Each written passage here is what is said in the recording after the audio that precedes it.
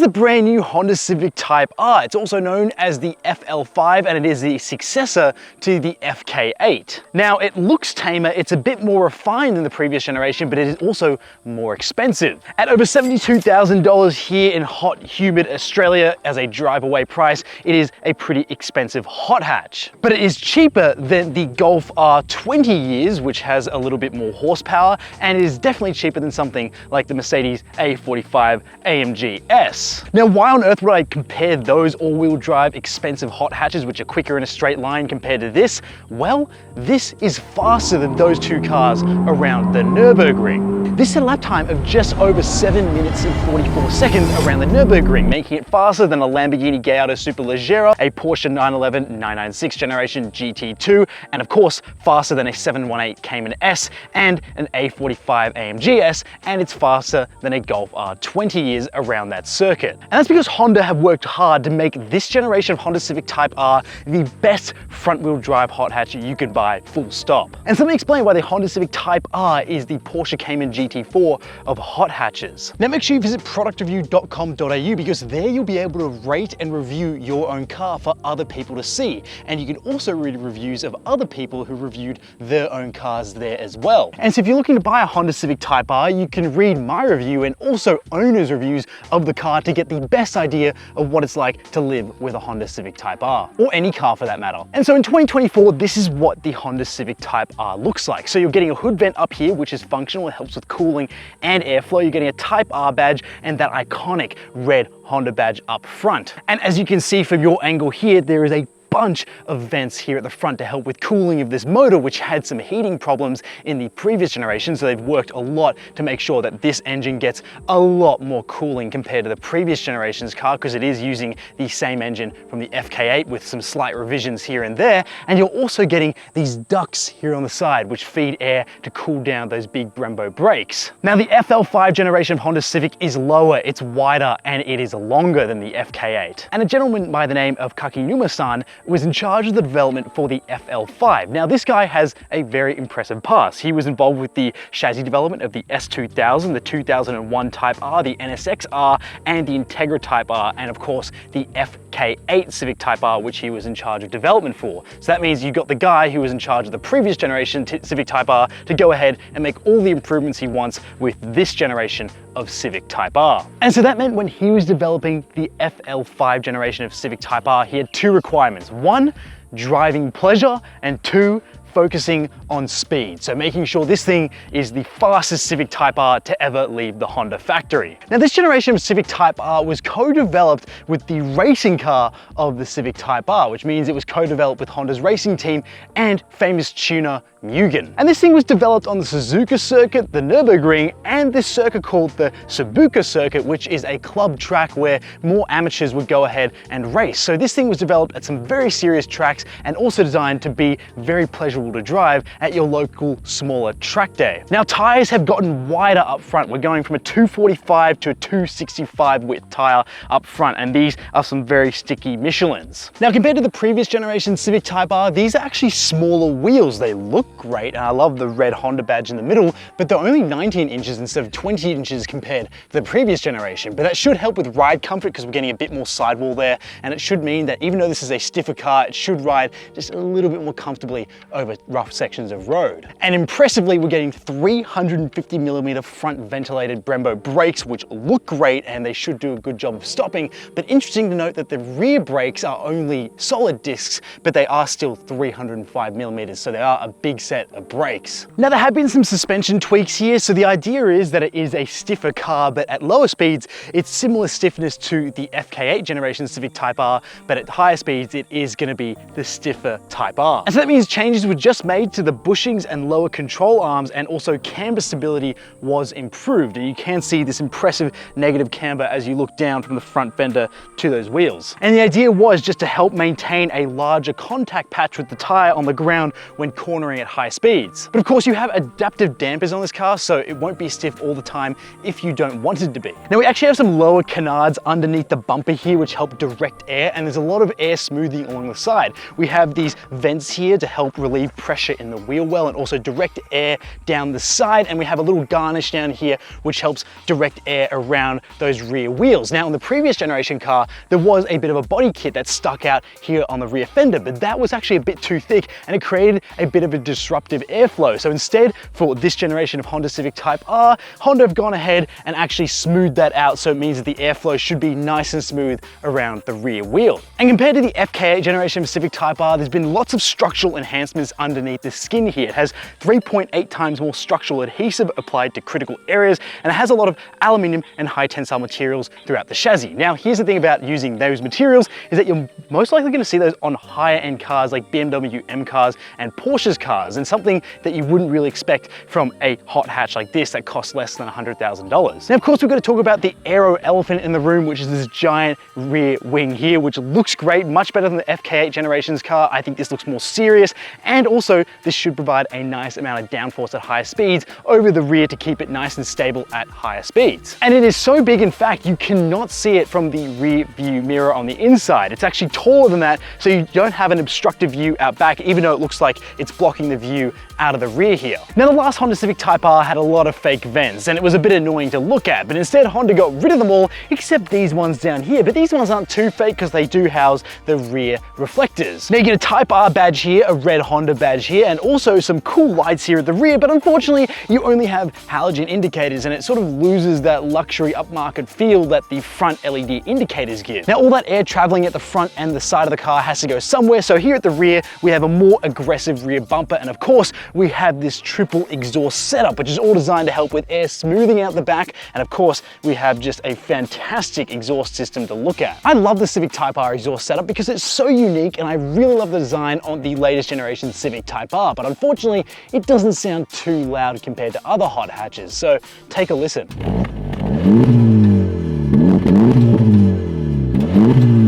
Now, this is a practical hot hatch, so you get 410 liters of boot space back here, which is plenty of space for a couple of bags if you're carrying people. And if you fold these seats down in a 60-40 split, you get 1,212 liters of boot space. And it's a nice cavernous space with a large opening, so it is still a very practical car. But since this has a pretty cool exhaust setup that runs right down the middle, unfortunately, you don't have a spare tire or any storage underneath the boot floor here. But you still get this very useful cargo cover, which folds over just like that. Now, in the back, there's plenty of space for a 5'11" adult like myself to sit behind my own driving position. These bucket seats look cool, but at least they're nice and soft and not hard shelled, so my knees don't feel too bad if they bash against them. Now, here's the thing, the Honda Civic Type R is only a 4-seater, which means that you're not gonna have a middle seat. Instead, there's just some cup holders here, there's no armrest, but you're getting this black cloth suede material back here with red stitching, red seat belts, and also red carpets. And to remind the rear passengers what car they're sitting in, the bucket seats say Type R on them. And you're also able to look over your rear shoulder to look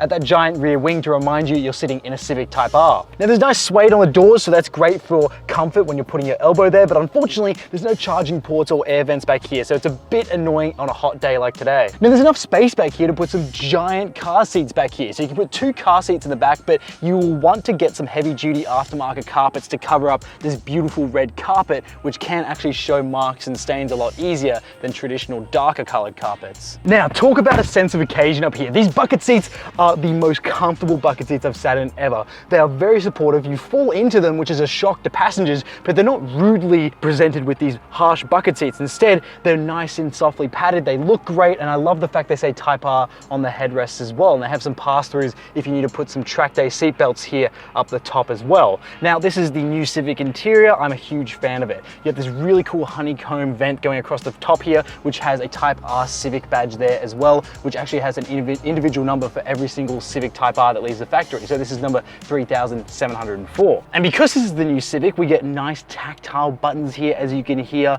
These are just awesome. We have this touchscreen here in the middle, which looks tacked on and a little bit annoying, but it's actually nice and functional for things like any sort of navigation, and of course, your performance pages, which you can access through going through to the R menu here on the screen, which is called the Honda Log R sub menu. And so in here, you're able to go through some auto scoring. So they actually measured all these different driving performance scores off their top drivers and then implemented those scores into here to help rate you against better drivers and hopefully make you a better driver by telling you how your driving is based off the data this car collects. And you can collect a whole bunch of data like sort of turning, stopping, acceleration, and your G-forces that you pull. And you can also get a 3D graphic of your car in your paint color, which is really cool. And that sort of moves along a bit like you're playing Gran Turismo while you're driving. Now, in terms of practical elements, you get 2 USB ports here, you get a 12-volt socket, you get a wireless charging pad, which doesn't really work too well. You have a very limited amount of space here in the glove box. You have 2 big cup holders here, which are nice and practical, and you have a tiny amount of storage here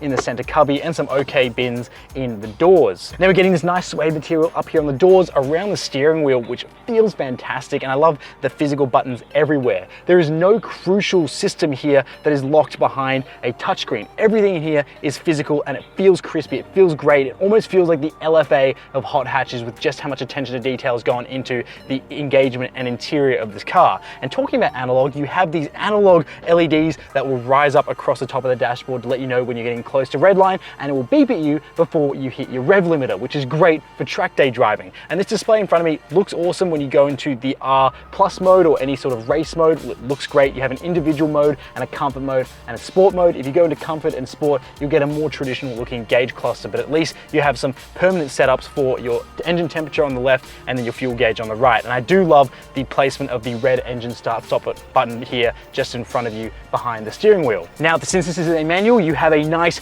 metal shifter here, which is very traditional Honda. It looks great. I love the red coloring in it as well, and it feels awesome. It's nicely weighted and notchy. And here's the thing, this has a lighter flywheel now, so it should be easier for anyone to jump in and drive this thing. And in traffic, it is so easy to drive, but I'll get to what this is like to drive in just 1 second. But before I hit the road, I have to show you this 2-liter 4-cylinder turbocharged VTEC motor, yo. And this thing used to get a lot of heat soak in the previous generation Civic Type R and get a little bit overheated, but now it's got more space and more cooling. This thing now produces 235 kilowatts at 6,500 RPM, which means it produces around 315 horsepower, and it produces 420 newton meters of torque between 2,600 RPM all the way to 4,000 RPM. Now, this turbocharger has less drag and is easier to spin up, which means it should produce a lot more of a linear power delivery rather than give you a giant amount of turbo lag and then turbo shove and then sort of die off at the top end, which means your power should be nice and linear all the way towards, yes, 6,500 RPM. Now, Honda have made some of the best 2-liter 4-cylinder motors in the game, but let's see how this performs in this new chassis.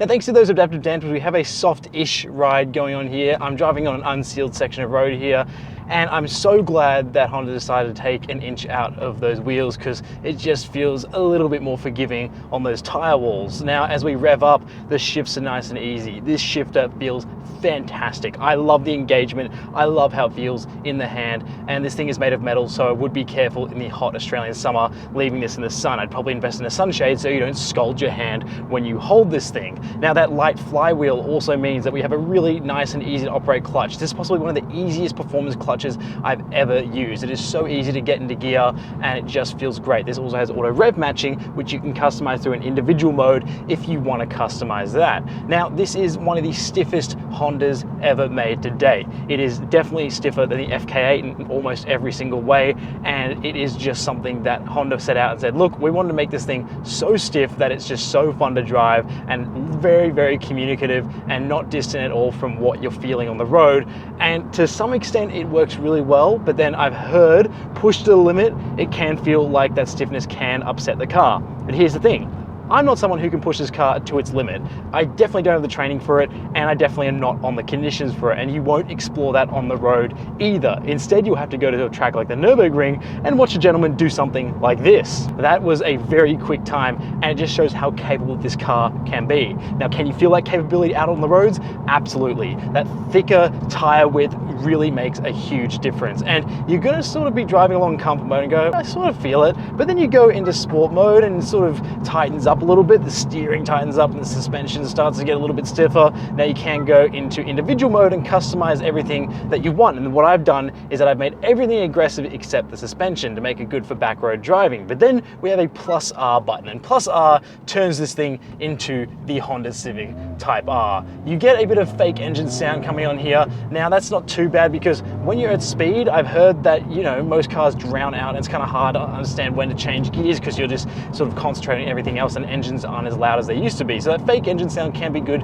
for sort of understanding when to shift and hearing when you need to shift. But as we can see through here, it is just very bumpy, very tight. But what is awesome is that we have that mechanical limited slip differential to pull us through corners. This thing is front wheel drive, but it hardly drives like something that is front wheel drive. It almost feels like they've eliminated almost all of the front wheel drive understeer, but there is a hint of it, and the way to combat it is to simply lift off and it will oversteer into a corner. So that means you've just got this really capable car, and yes, if you really push this thing, you might be able to feel a bit of front wheel drive understeer, because that's just the physics of a front wheel drive car. I sure haven't felt it at all on these roads, but what you will be able to do is lift off, brake a little bit, and this car will pivot. I felt that. This car is really light on the rear end. Now they put the battery underneath the bonnet up here up front and with the engine, and so that just means that you're putting weight on the front wheels where you want grip when you're accelerating, and this thing does have launch control,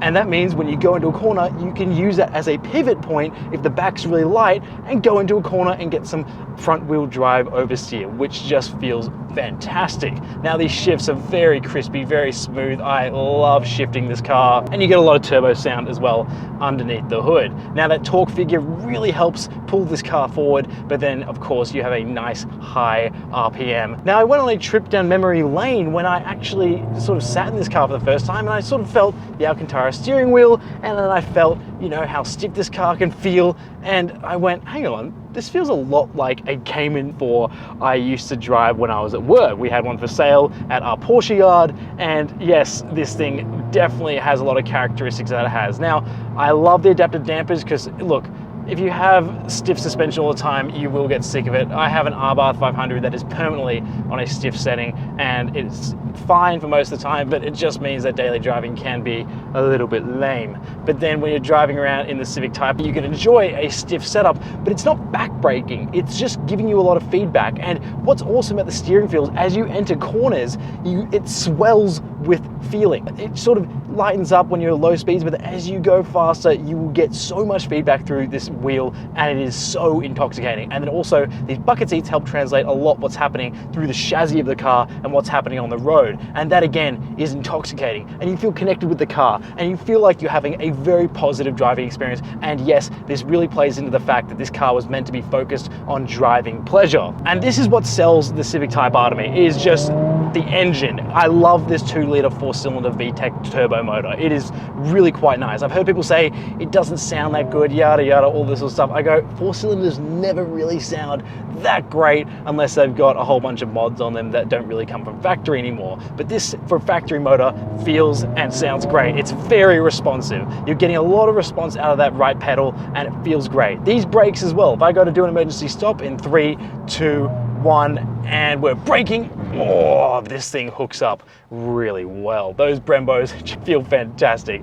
And thanks to that extra brake cooling, it should mean that they should last a little bit longer out on track. Now, I just love the visibility out of this thing as well. It's traditional Civic, it's really easy to drive, and if I knock everything back into comfort mode, I'm gonna be able to drive this thing in heavy, hot traffic, no problems. And it's so comfortable, and the sound system is great. It's been rated as one of the best speaker systems in its class, according to some other reviewers, and I can sort of hear that. It's a stock system, but it does sound really nice and crispy, and it makes your audio sound very true to how it was intended to sound. Now, a downside in here is the build quality. There are some rattles and squeaks that happen in here as a consequence to having a stiffer setup car. It's not the end of the world, but it's just something to note that it's not something that feels as tightly buttoned up as a Porsche or maybe some German products. But for the most part, the build quality in here is very, very impressive. And I feel like I'm in a very high quality car, and I'd be more than happy to pay for this thing and take delivery as is, because I'm very impressed with all the touch points and just the construction of most of the materials in here. And what I love about the Civic Type R is that they give you oodles of data to go through. You can see your throttle inputs right here in front of you. You can see the turbo boost gauge, and here in the center screen, you can see everything, and even that really cool graphic that looks like you're playing Gran Turismo on the center screen. It will move around and indicate and brake and all that sort of stuff, just like your car's doing on the the outside, which is really quite cool. And of course, like I said, I'm not a professional driver. I don't think I'd be able to drive the Civic Type R to the abilities that a pro driver could just yet. Give me some training and I might just. But the cool thing is if I buy this car, it comes with that Honda Log R system, which means that you're able to go ahead and score yourself out on track and actually see how close you come to a professional driver, which they've tested and benchmarked this car with, which is really, really cool and just a nice bit of attention to detail, and just makes you feel like that this car is encouraging you to explore its limits, which is really quite cool. But to be honest, I don't think there's a more engaging car south of $100,000 than this. And so yes, you should absolutely buy one of these if you're thinking about it, because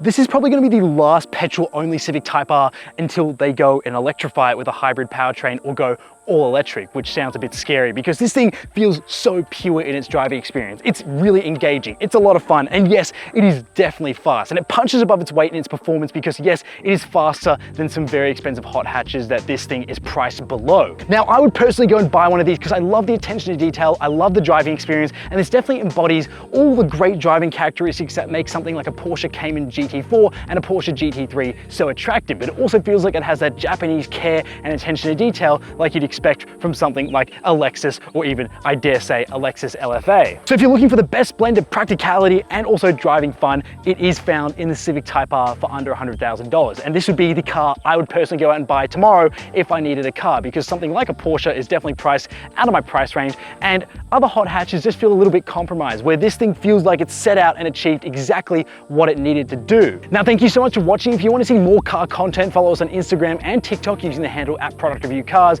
My name's Cameron. I'll see you in the next one.